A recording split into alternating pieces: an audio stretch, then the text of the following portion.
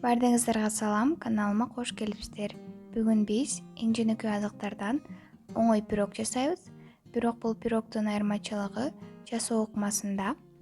Пирогдун аты горячее молоко деп аталат. YouTube'дан көптөгөн видеолорду көрсөңүздөр болот. Алар бир рецепт менен тартышат. Бүгүн да биз ушул рецепт менен жасап көрөлү. Эң алгач эле идишибизге жумурткаларды чегип алабыз.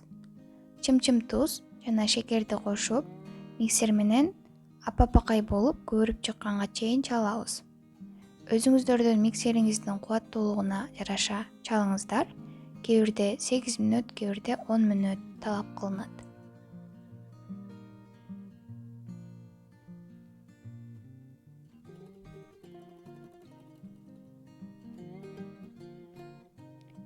Андан соң алдын ала ээленип алган унубузга разрыхлительди кошуп, жакшылап аралаштырып алабыз.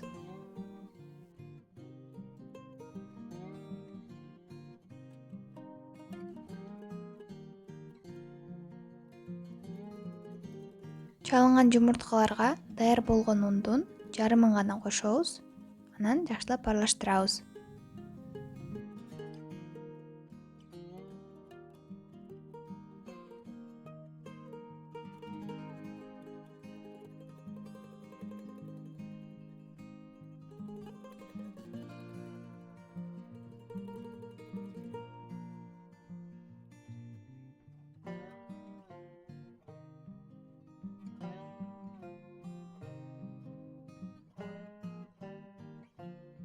Камырды четке ала турабыз дагы сүткө каймак май, орусча сливочное маслону кошобуз. Мен сливочный маргаринди колдондум.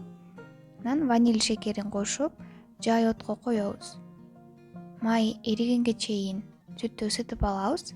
Кайнатыштын кереги жок, май ысыганда эле оттон өчүрүп ала берсек болот. Эми биздин камырга сүттүн жарымын гана куябыз.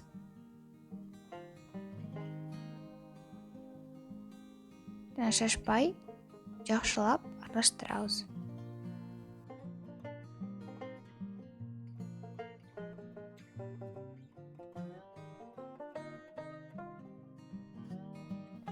Эми калган унду кошобуз дагы жакшылап аралаштырабыз.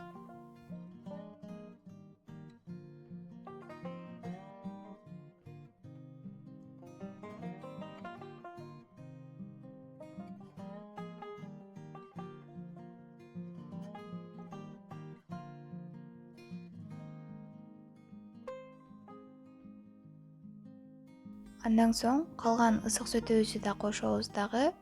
Аянкы жолу жакшылап баарын аралаштырып алабыз.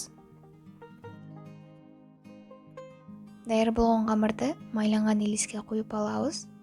Менин илисимдин диаметри 30 сантиметр.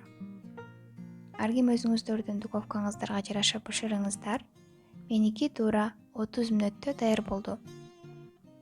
Кичине чоңураак илис колдонгондуктан пирог жалпагыраак чыкты деп айтсам болот.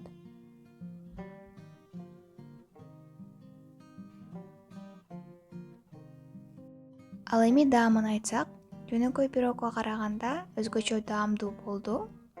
Ушундай жумшак, сонун жыттанган пирог болуп чыкты. Бирок мен эмкиде жасаганда үстүнө сгущенка кошуп коймокмун. Себеби дегенде кичине мен үчүн кургагыраак болуп калды. Сиздер дагы ушул ыкма менен сөзсүз жасап көрүңүздөр. Тамагыңыздар таттуу болсун.